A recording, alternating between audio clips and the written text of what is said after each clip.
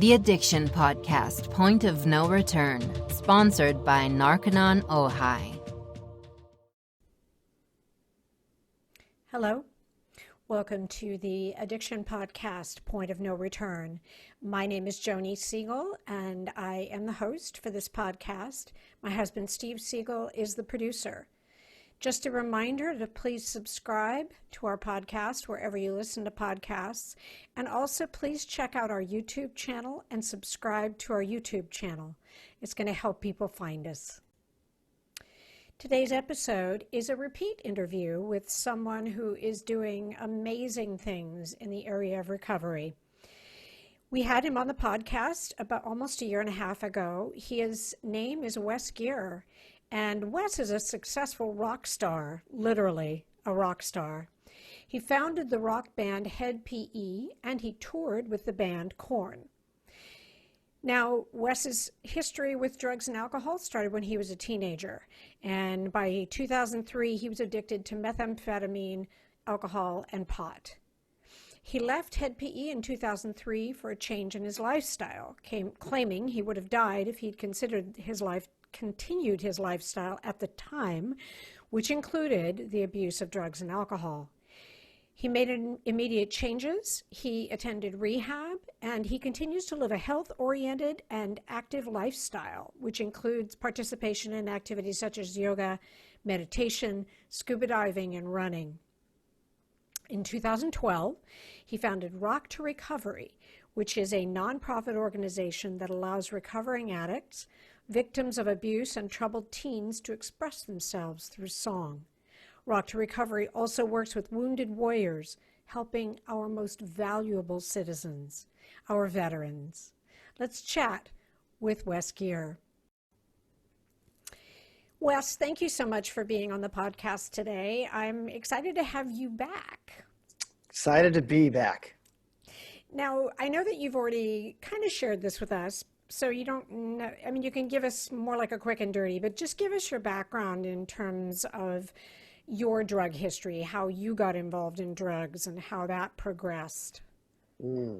Yeah, I think the origin of anyone's drug use or drug abuse or addiction changes as they grow. I think for me, it was a feeling like a kid who never fit in, moving schools a lot, not knowing how to process emotions, plus also probably I think almost definitely a genetic disposition for addiction and alcoholism. So I was struggling in life and school, just up here, not even knowing it. And so when I found weed and stoners and keg parties, I found a place where I felt comfortable, and it felt like it was working for me on some level. Being a musician, smoking tons of weed and playing guitar all day was a very happy, safe place for me. But as it was coddling me in one way, it was also changing me and giving me the opportunity to destroy my life in other ways and disconnect from mom and all that. And we talk about addiction as a progressive disease. It got worse and worse and worse. And while it was getting worse, I was also having more success than I had experienced previously in the world of music. So I thought it was my muse. I thought it was helping me with women and other things, but it's like was divergent. It was hurting me and helping me, and arguably in both ways. And so when I finally got my record deal, I was at the height of my drug use, using worse drugs, one of which was meth, than ever. And I was doing a lot of meth and being very creative artistically.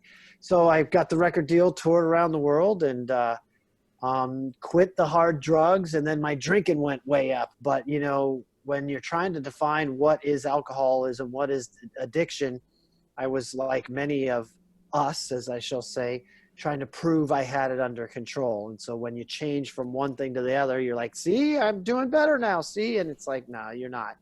But you think you are. And ultimately, but it's funny because we're so blind. I was so blind, like these things that I was using as markers for showing control and resolve and all that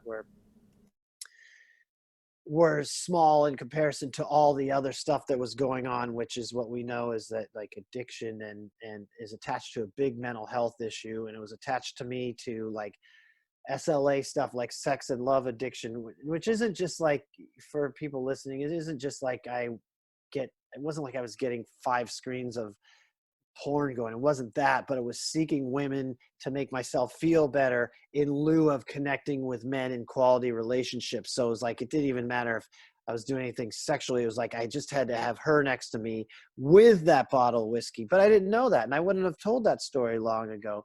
But it's part of all of the attachment. It's all part of the same pill I was taking, if you can relate to that. So went to rehab.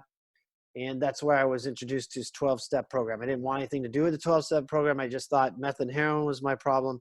But when I read that literature, which was pioneering, it's important in the annals of medical history that we realized that the 12 steps as applied to alcoholism was pioneering the disease model of addiction, saying this is beyond just, poor willpower, that there's a class of people that have the allergy. So I learned about having the allergy. Oh, that's why, even though I don't really like Corona or Jägermeister, it's not even my favorite thing, when I drink it, it sets off the allergy, which produces the phenomenon of craving, which means I'm at the cocaine dealer's house, even though I don't even like cocaine and don't really care about Corona. Whoa. And it explained a lot for me. So that's kind of it in the history. And I went to rehab and I bought into these practices they were teaching. And that's how I got sober for the first time in 2004. That's awesome. Wes, one of the things we like to talk about on the podcast is this is why we call it point of no return, which is what for you was the wake up call? I mean, you're a successful rock star. You're living the life. What made you decide you had to do rehab? You couldn't carry on that way. What was that point for you? They call it in recovery, often they call it a moment of clarity. A bottom is when we stop digging. I think sometimes people look at this bottom as like this magical place, but you can hit a bottom and then go hit another one and another one and another one. So for me, I was losing. The band was falling apart. I was the leader of the band at one point, and then I had no credibility.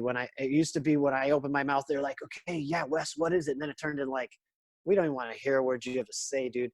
So I lost credibility. I was carrying a lot of shame and guilt from the lifestyle.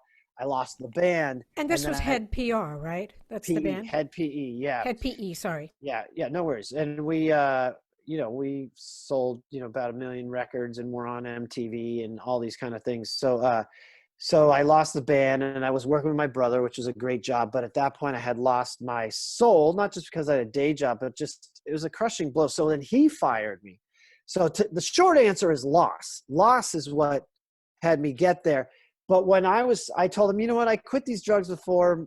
I told my brother that I'll quit them again. I'll get this under wraps. And I kept going back. I kept relapsing, if you will. And then he fired me. And this is important because people reach out to me all the time with talking about, how do I help this person? How do I help this person? You know how you help them?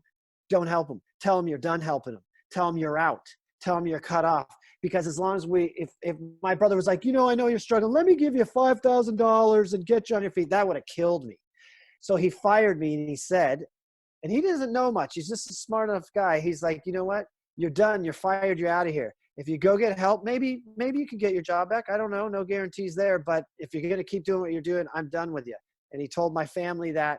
And I was at the crossroads. And even then, I sat, because at this time I moved into his house to try to run away from all the bad people. I sat in the house and I had a couple grand in the bank account. And I thought, maybe I'll just go to Thailand and ride elephants, because I didn't know what recovery looked like. But even then, the point is I still almost didn't choose rehab. But as I laid there, I started crying. I'm not a big crier. And I don't say that out of ego. I wish I cried more. There's such power in feeling those emotions. But I started bawling. And my moment of clarity was saying to myself, dude, you're out of control. And what that meant to me is like, you're not controlling it. Any of this. Every time you set out with a target, you miss it. Every time you go to have a beer, you miss it. Yeah. Friday, did I have 2 margaritas and pull it off and it was not a problem? Sure. I could always pick out 1 or 2 times where I didn't get destroyed in the ring, if you will. But my life was a pitiful, fall into despair, being out of control the whole way. Right. You said something interesting that I realized recently. You talk about being allergic to the drugs, and I kind of sort of put it a different way, and that is that a lot of these drugs they alter the brain chemistry, and so whereas maybe I can have a glass of wine and it alters my brain chemistry to the point where I feel fuzzy and then that's it, I go to bed. Somebody else, then they want to drink the whole bottle. Or it's kind of similarly with psychiatric medications, because you find people who can take an antidepressant and it helps them. And then you find someone who takes an antidepressant and they go off and shoot people. So it's an interesting way to look at it as an allergy, but it's basically the same thing. Well, that's how, if we're just going to we're just going to go right at it. In the big books, Alcoholics Anonymous, at the time that they wrote it in the 1930s, there was a class of people that were not recovering. And the experts of the time in addiction and alcoholism said, if you're in this class, there's little hope for you. Jails, institutions of death, you will not recover. We don't see it, except for once in a while, these miracles that are spiritually based. And I'm a doctor and I can't speak to that. But these same doctors said that in this class of people, we feel that is something like an allergy. This is beyond willpower. They had cases where guys were going to make millions of dollars if they just stay sober till Tuesday, and still they couldn't. So for me, it's entirely true. When I put something in me, it produces the phenomenon of craving.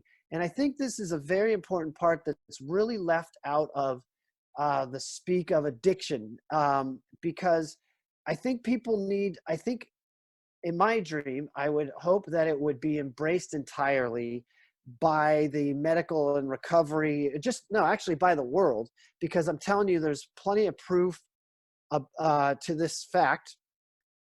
For example, people stay sober 20 years and stop doing their recovery program, and they pick up a drink and they're dead in a year because that phenomenon kicks in. No length of abstinence will get them there. Now, does everybody have this allergy? No. Are some people just they're trying not to or they're trying to run from trauma, so they're drinking, and if they face the trauma, they'll be fine and they can go back to controlled drinking or using and smoke a little? Yeah, sure. But there is a class of people that cannot and will not ever be able to drink safely. And I am in that class because I've tested it ad nauseum, as they say. I understand. So you had your point of no return and you did your rehab. Tell a little bit more about what you experienced in rehab, because you're kind of a spiritual kind of guy. What was my experience in rehab? Yeah, well, it's had to start with me going like, well, and hearing certain like cliches and these things we say, but my way hadn't worked in all those years, and I was trying it my way. Try something new. I am a 12-step program guy, and that is spiritually based. It was about humility and listening and going, okay, what worked for you? And then I got hope from hearing other people tell their stories. And here's the key. I don't even take credit for this, why I'm wired this way and some people aren't. I was told, listen to the similarities, not the differences. But I wasn't a dope slamming heroin junkie. I did mess with heroin, but I wasn't. But I heard a story of a woman who said I was a prostitute sleeping in a park, turning tricks, shooting dope. And then I went and did the 12 steps, and I went back to college and met the man of my dreams. And now I run a law firm. I was like, what? You did? That's how you got there? Okay, cool. And I bought it, and I heard enough of those stories to buy in.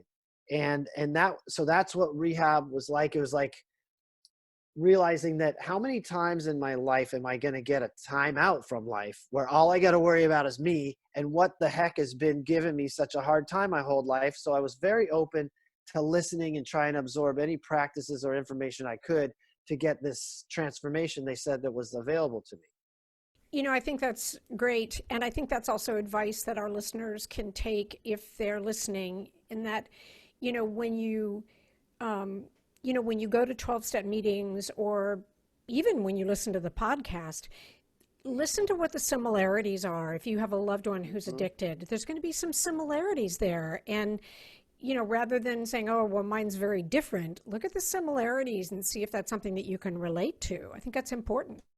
It's a key. We don't, it's like if you were talking to combat veterans, you would think it was foolish if one guy said, I saw my friend blow up and my other friend got shot, and then that guy goes, well, we were in a tank and then we shot missiles. You wouldn't say they were different. You'd say the same. But yet we come into addiction and like, well, I was using heroin 5 times a week. Well, I drank 4 bottles of wine. Oh, we're so different. It's like, no, it doesn't matter. You're getting loaded, and you can't live your life not getting loaded, or else you wouldn't be here listening to this podcast or in AA or in rehab or whatever else you're doing.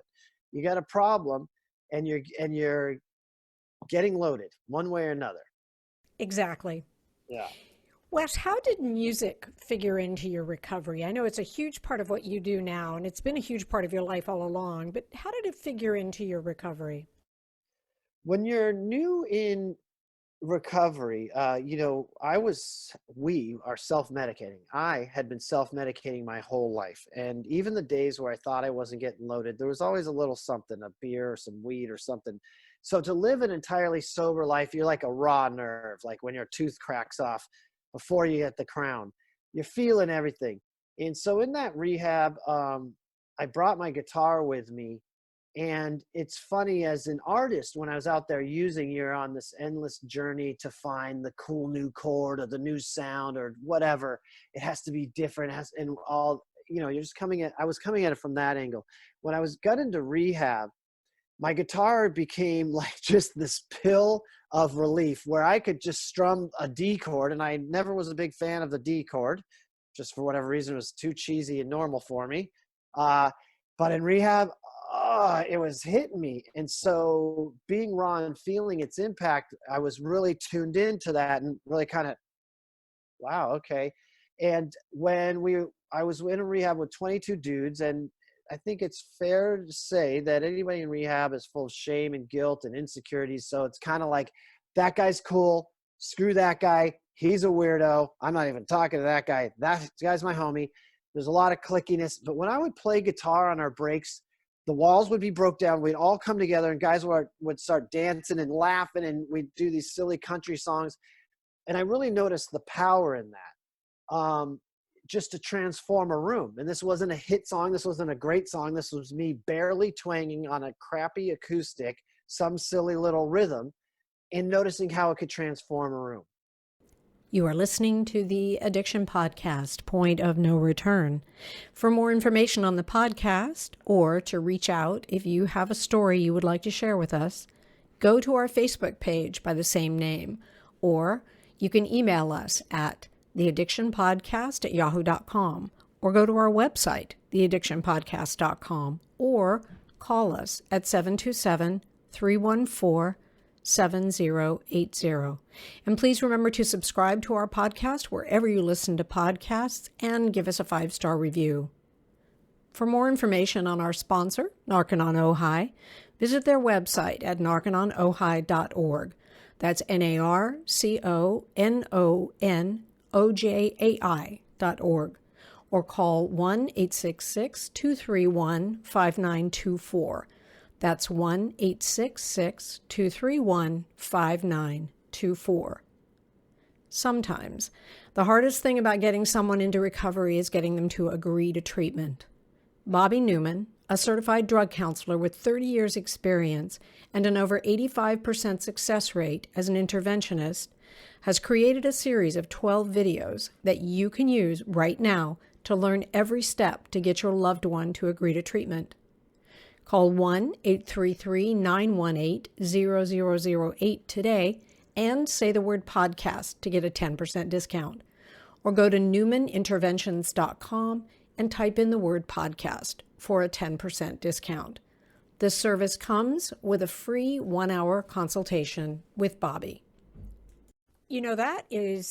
That's fascinating to me. I mean, I'm a singer, so I'm a musician myself, but music really can transcend things going on with people Do you know? Like it's like a universal language. I think that's fascinating.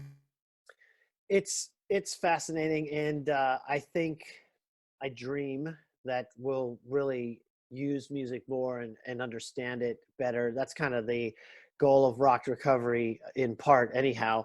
Um, but you have this thing that, anybody will tell you, 98% of the population will tell you if you put on a song, it can change the way they feel in a second. And it's funny how little we really prescribe music or whatever. I feel like there's a lot more to be discovered there. It's interesting you say that because this podcast will go up in a few weeks, and hopefully by then the whole coronavirus thing will be gone. But we're in the middle of it right now. It's May, it's early May, and I was just getting so like about oh, now there's this restriction and that restriction and this restriction. And there was a guy, oh, I'm so sorry, I don't remember his name, but he posted a video about the F virus. And the F virus is fear. And I watched this video, and it's so good, and it's a music video on YouTube, and it's before you get the virus, watch this. I think that's how you can find it. And I've seen other ones. My son sent me one, but music makes you feel better. Hmm. Yeah. Well, all our problems center in our mind, really, right? So you could bang your elbow and say it's physical pain, but if you're not thinking it hurts, if you're not, you know what I mean? It's honestly that. I go kind of deeper, and maybe it's a little too esoteric, but like, to me, it's really, really obvious. This physical realm, we know scientifically, is an illusion. We're stuck in this trap of only what our eyes can see. So we live in this realm where we believe almost this false reality that, there's nothing here. Well, actually there's air. And over here, there's something. Well, actually, that's really the same thing as the air. It's just in a different form. But the point is, it's like atoms are like a solar system. They're mostly space. And in that space is an undefinable energy. What I'm getting at to slowly is everything is energy. Everything is frequency.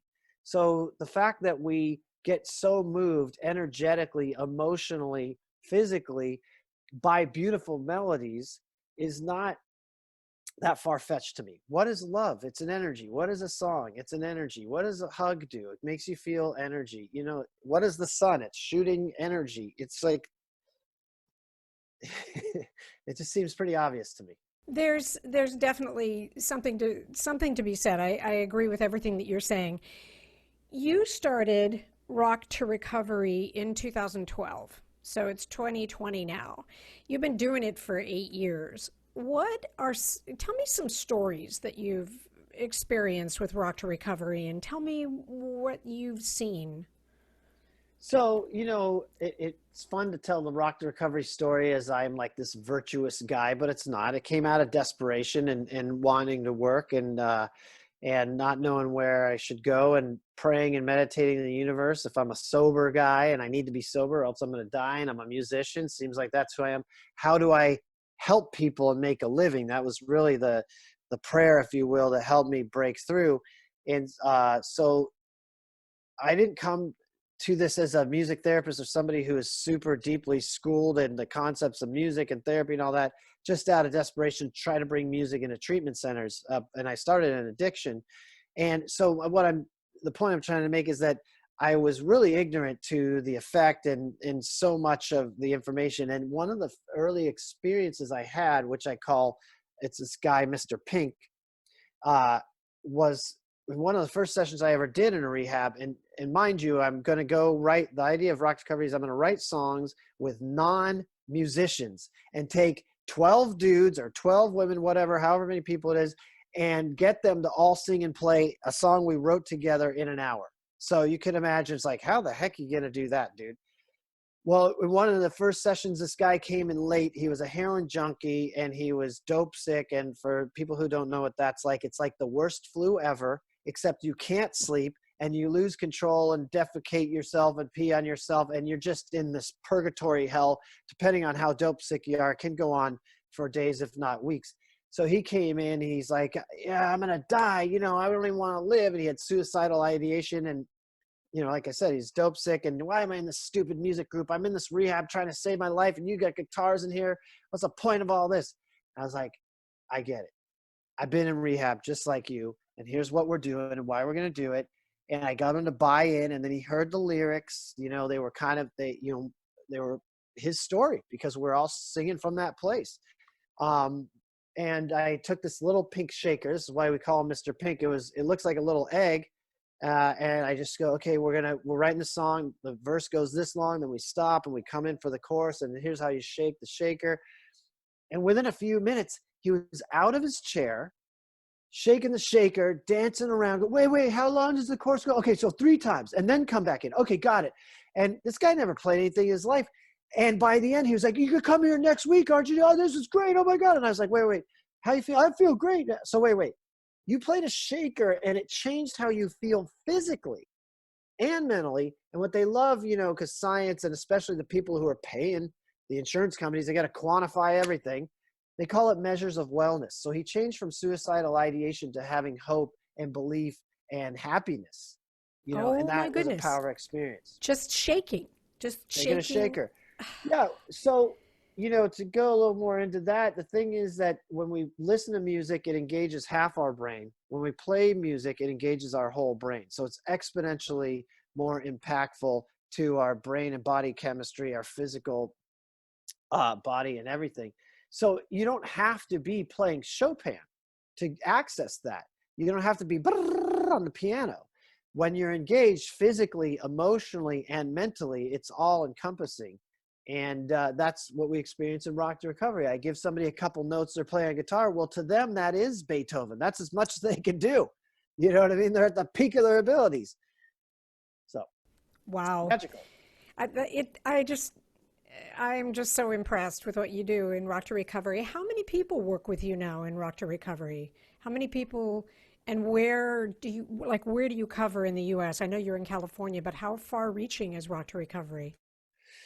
So we have our core program where we're integrated as part of the weekly treat. And by the way, thank you for the kind words.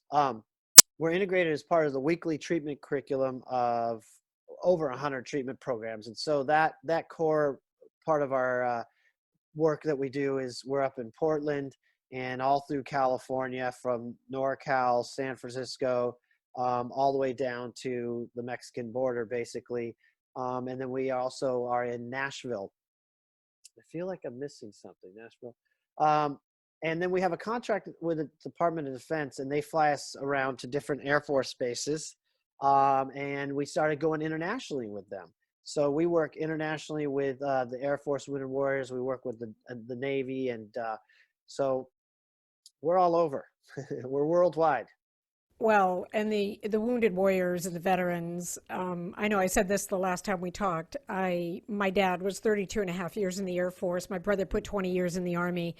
And I just think our veterans, I mean, they're the most important citizens that we have. They're the ones who put their lives on the line for the country. And the fact that you guys work with them, I think, is awesome. Yeah, it's really awesome. It's funny because in the realm of the military, you're basically um, encoded with thinking that, you know, you're going to give your life literally for this work you're doing. And who cares about your pain and your emotions? Keep going. You don't have time for that. That's going to get you killed. And, you know, now I think the military is really dealing with that doesn't work because people are killing themselves and committing suicide. And so you start with this thing where we got to take care of our veterans. Well, then we got to talk about their feelings. Well, when do we start talking about their feelings? When they get out? Oh, so now it's going back in. And I think the military is really learning how to deal with that. So we were very lucky as the Air Force was really breaking ground in resiliency programs and getting veterans plugged back in through the Air Force Wounded Warrior program. Right when we were starting to take off and my board of directors were like, yeah, let's get to the military. I was like, I actually know a woman in the Air Force. They did one round of the resiliency program, and then I contacted them, and we were the first ancillary program that they added. So we're very lucky and very blessed to be there. And it's probably, of all the gigs I've played, I've played on stages to 80,000 people and played with giant rock stars. Of all the gigs, this is probably the most important one to me. I'm very proud of it and honored to get to function here. Well, you should be proud, and I'm in awe. I'm bowing down because it's just it. You know, the other thing I think that happens so often with military is not so much with my dad, but he loved the military. And when he left, there's certain reasons why you have to retire. And so he retired, and he would have stayed in for another 20 years. But even with people who, for whatever reason, like they're done and then they're out, and then they don't know what to do. You know, I think that happens so often. They really don't know how to reintegrate. Maybe resiliency is what you're talking about, reintegrate into regular life.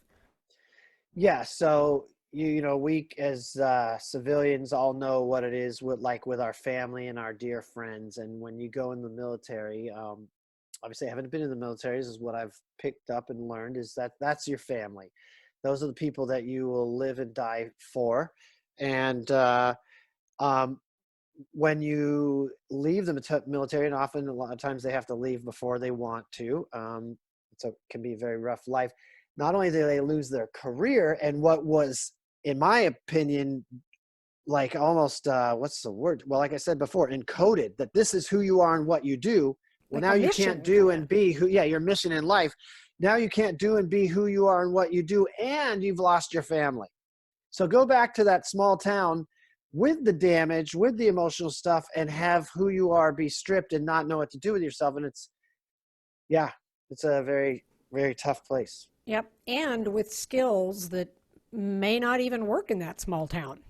Sure. You know? And, this is not unlike addiction, though, because, addiction, we go on and we identify with this as who we are. I'm a writer and I drink whiskey and it's what I do. And in time you lose your job and you lose your career and you lose your family.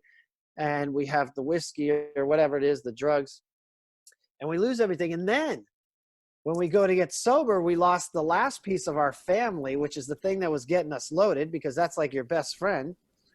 And you can't hang out with your loady friends anymore. So you got this whole void filled.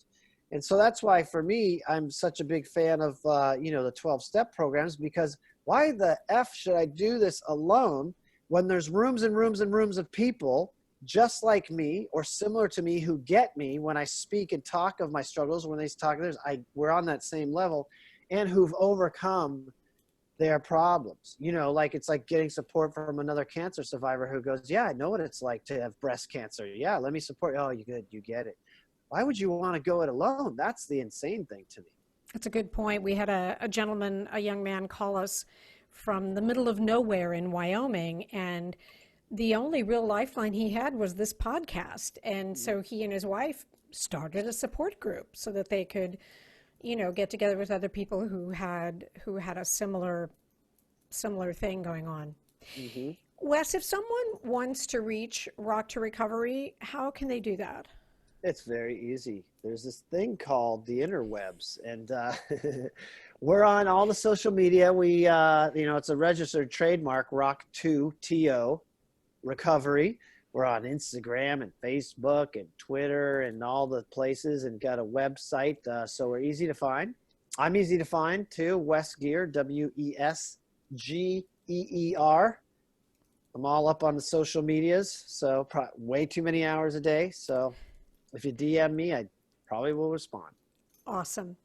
Wes, if you had one message to give to our listeners, most of whom are probably loved ones of addicts, what would that message be? Loved ones of addicts. Okay, that's a good one. You're sick too now. The sad thing is when we're around people who are sick, it could be cancer even. But what happens is we get sick. We need support. If we have husbands or children that are suffering from addiction and stuff like that, we need support too. And it's really important because oftentimes we're in a place where we're trying to help them and you're actually hurting them and hurting yourself. So that's why there's programs like Al-Anon, and you'd be surprised how many parents are trying to, or whatever, people, loved ones that are trying to help the person they care about, and they're actually doing worse, you know. So I would just really say, get support from people who've been through what you've been through and have experience, because it's way too dangerous to go it alone. Great. Wes, thank you so much for taking the time to talk to us today. Thank you for the opportunity. I hope you enjoyed hearing from Wes Geer again. I think that what he's doing with Rock to Recovery and with music is huge. I mean, music can lift you high. So music could be maybe an alternative to drugs and alcohol to give you that feeling of a high. So everyone have a good week. Stay safe, stay healthy. If you are addicted, please reach out right now for help. You can call our sponsor, Narconon Ojai, 866-231-5924, or reach out to somebody. I don't really care who. I just want you to get help. And if you know someone who's addicted, get them into treatment now, not tomorrow, not when the coronavirus goes away, right now. We'll talk to you again next week. We'll have another interview. You all take care. You have been listening to the Addiction Podcast, Point of No Return, sponsored by Narconon Ojai. For more information on Narconon Ojai, call 866-231-5924 or visit www.narcononojai.org.